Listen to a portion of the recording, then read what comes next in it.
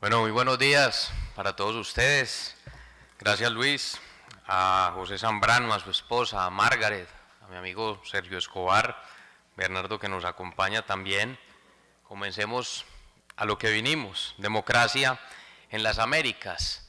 Es claro que pasamos de unas dictaduras a unas democracias en crecimiento, pero que el único riesgo de la democracia no es la posibilidad que tenga un individuo de ser dictador, sino que también hay unas amenazas que lo facilitan que habrá que analizar.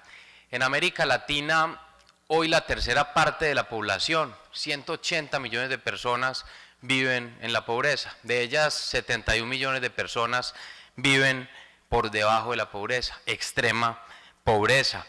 Si vamos el último informe de la OEA de violencia en las Américas, miramos cómo estamos en una región violenta, cómo hemos pasado en 10 años, ha crecido la violencia en cada una de las regiones y paradójicamente una de las regiones que tuvo disminución fue el mismo Suramérica.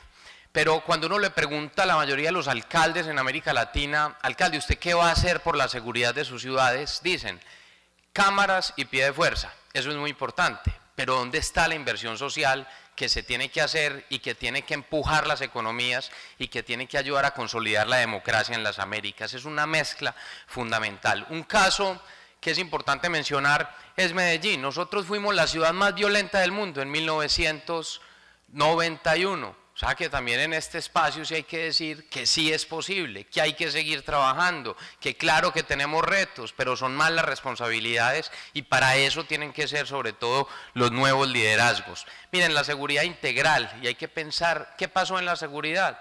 Fuimos migrando del campo a las ciudades, igual pasó con la seguridad. Una seguridad que hoy se presenta en las ciudades, en los núcleos urbanos, y que ese es el gran reto que nosotros tenemos hoy en día. Esta era la gran amenaza de Colombia hace 12 años, un grupo terrorista, narcotraficante, que es el grupo terrorista de las FARC. Pero no solo nos quedamos ahí, esa violencia fue migrando hacia las ciudades por el consumo, porque lo que buscan hoy las bandas delincuenciales es el control territorial para tener el control de rentas ilegales, todo aquello que les dé utilidades como el microtráfico, la extorsión, la trata de personas, el juego ilegal, las armas, todos los negocios los quieren manejar estas rentas ilegales y el crimen organizado, que hoy es la gran amenaza a la democracia en América Latina. Los proyectos urbanos integrales son un modelo comprobado en ciudades como Medellín, que lo han copiado ciudades como Río de Janeiro hoy en Complejo Alemão, con sistemas de transporte, con intervenciones físicas y sociales, y acá hay algunos ejemplos. Miremos cómo estamos en vivienda. Todo esto contribuye a pobreza, a desigualdad, pero sobre todo también genera violencia. 111 millones de personas viven hoy en tugurios en Latinoamérica. Esta es una muestra de cómo se pueden hacer intervenciones físicas y sociales, reubicación de personas, de viviendas, legalización de viviendas en una sola zona, intervención integral, al mismo tiempo que se hacen intervenciones ambientales. Esa es la misma zona de la foto que mostré anteriormente. No tenía un solo metro cuadrado de espacio público, no tenía viviendas legalizadas, las aguas negras iban directamente a sus quebradas y por ende al río, y se hace una intervención integral de reubicación de personas en la misma zona, y son soluciones y son innovaciones que hoy se presentan como modelos no solo para América Latina, sino para el mundo. Les presento a Medellín, eso es en la zona nororiental de la ciudad, y claro que tenemos muchos retos, muchos problemas, pero tenemos algunas soluciones que estamos presentando. El espacio público, ¿qué más democrático que el espacio público? Donde se encuentran los ricos, los pobres, independiente de la raza, el color de la piel. El espacio público es fundamental para generar democracia, para generar seguridad en las ciudades, y por eso hay que avanzar en algo que se llama el urbanismo social. Es lo mejor para los más pobres, lo mejor, los mejores materiales. Esta era la zona más violenta de la ciudad de Medellín, la zona nororiental. Nadie podía subir, se construyó una gran biblioteca, un parque de biblioteca, espacios públicos, y claro que hoy tenemos problemas, no vamos a decir que se solucionaron todos los problemas, pero seguimos avanzando, así se ve, y hay una fórmula y es invertir los recursos donde se necesitan, no donde nos sacamos los votos necesariamente, y ese tiene que ser el gran reto de los nuevos políticos, no solo en América Latina, sino en el mundo. ¿Ustedes qué lugar creen que es más seguro? ¿Este lugar o este lugar? Pues es el mismo lugar, simplemente con intervención física y social donde la comunidad se apropia de los diferentes espacios. Medio ambiente juega un papel fundamental. Mucha conciencia, pocas acciones. Tasa de contaminación, el 80% de las fuentes móviles aportan a esa contaminación, el 20% fuentes fijas. ¿Y a qué voy? Al tema de movilidad. ¿Cómo nos movemos en nuestros países? Los sistemas de transporte público en Norteamérica son utilizados más o menos por el 14% de la población. En América Latina estamos llegando al 85% de la población, pero eso también tiene que ver con la capacidad de ingresos que tienen las personas. Es urgente avanzar en los sistemas integrados de transporte, democratizar la movilidad, democratizar el transporte, la educación, componente fundamental y básico. ¿Qué necesitamos? Acceso para la educación de nuestros niños y niñas, pero oportunidades para nuestros jóvenes, propuestas que los 2 últimos años de bachillerato de secundaria tengan la posibilidad de tener acceso a capacidad y conocimientos técnicos para que cuando salgan estos jóvenes tengan ingresos. Hoy los jóvenes, nuestros jóvenes, son el gran caldo de cultivo para la guerra, para estas organizaciones delincuenciales, porque no tienen oportunidades, porque no tienen acceso, y eso es lo que hay que hacer. No quiere decir que un joven, teniendo esta oportunidad, se va a quedar como técnico, no, va a tener ingresos y va a poder seguir estudiando, y va a ser una persona que va a salir adelante, pero que tiene un futuro. En fin, seguridad integral, se necesita control, importante, no se puede dudar sobre eso, pero se necesita inversión social y eso nos llevará a la seguridad. Miren un caso hoy que tenemos muy cercano, el de México. Tiene que llamar la atención el gran reto que tiene México, que hay algunos mexicanos, y quiero decirles que sí se puede, porque nosotros ya pasamos por eso.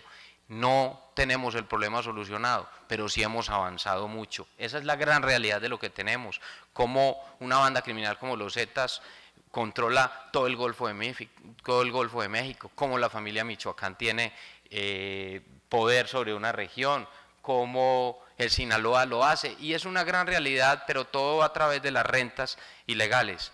Señoras y señores, la seguridad no es ni de izquierda ni de derecha. La seguridad es un valor fundamental que construimos entre todos. Sin seguridad no hay nada, sin seguridad no hay progreso, sin seguridad no hay economías. Y eso es lo que necesitamos garantizar hoy en nuestra región. La seguridad cuesta, pero la inseguridad cuesta vidas. Y en eso es lo que tenemos que pensar. No hay democracia sin ciudadanía. Y la ciudadanía hoy, en muchos países de América Latina, se siente atemorizada, se siente sola, porque no encuentra liderazgos claros que les brinde seguridad para ellos y sus familias. ¿El gran reto cuál es? Claro que acá estamos hablando de región, pero hay que empezar a pensar en las democracias locales. Hoy el 80% de la población de Latinoamérica vive en las ciudades. Para el 2030 será el 85% de la población. En 1950 no había una sola megaciudad en América Latina. Hoy tenemos 8, 4 que están por encima de los 10 millones de habitantes, que son Ciudad de México, Sao Paulo, Buenos Aires, Río de Janeiro, y otras que están entre los 5 y 10 millones de habitantes. Las 4 primeras pueden mover el 15% de la economía regional. O sea que hoy el gran reto es articular los gobiernos locales, articular las democracias locales, protegerlas de los diferentes riesgos de esos actores criminales que siguen ahí. Y vamos a lo que hay que hablar. Y como los colombianos siempre pedimos ñapa, yo les voy a pedir una ñapa de 2 minutos. Entonces, ¿cómo estamos hoy en democracia en las Américas? Hemos sido muy, yo creo que hay que ser claros. Hay una dictadura, y es Cuba, donde se registra y regidas por el sectarismo, por el partidismo, por el maniqueísmo y por el populismo. Pero tenemos unas dictocracias en América Latina, como Venezuela,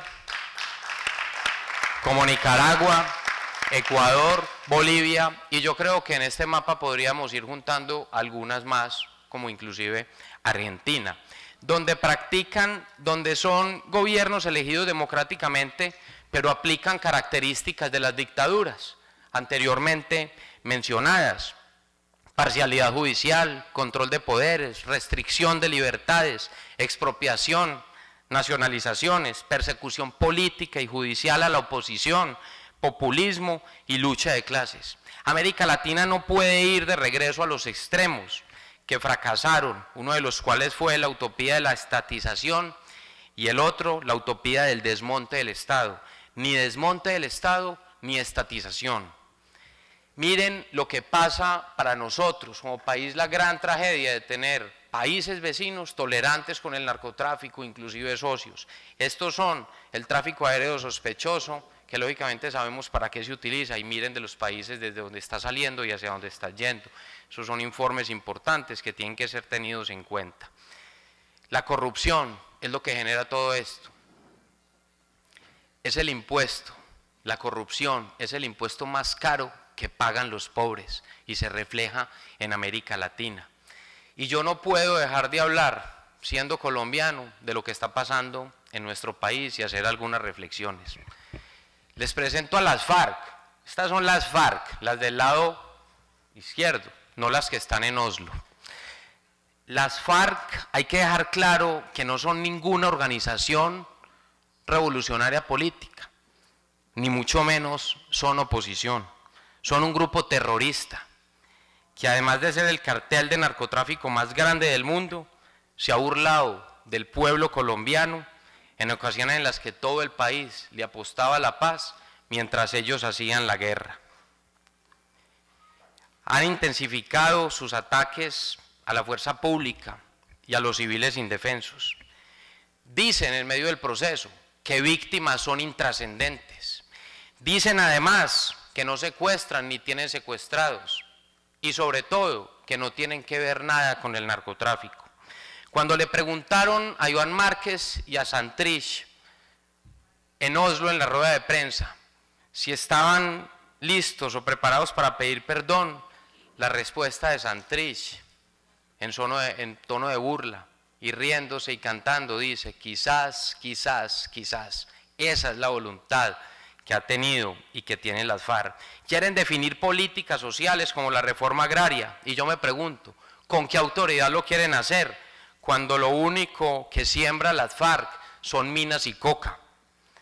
Además, son los que quieren liderar el tema de debate de tierras en un país en el cual son los mayores ladrones de tierra y causantes de desplazamiento.